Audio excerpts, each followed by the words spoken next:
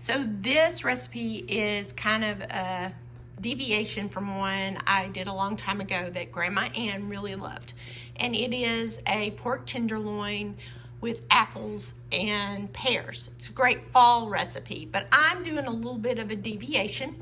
I'm going to take a pork tenderloin, cut it in half. I've got actually 2 of them, so I'm making 4 of these.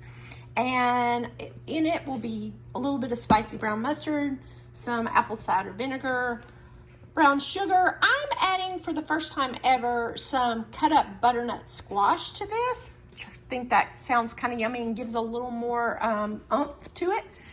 I'll put it in apple juice with my pears and my apples, and they're just sliced. You leave the skins on so you don't have to worry about having to peel. Guys, everything I'm doing is super, super fast and easy. If you're looking for homemade, this is not the place. If you're looking to feed people in a way that is quick and efficient and gives them a healthy meal, then this is the place.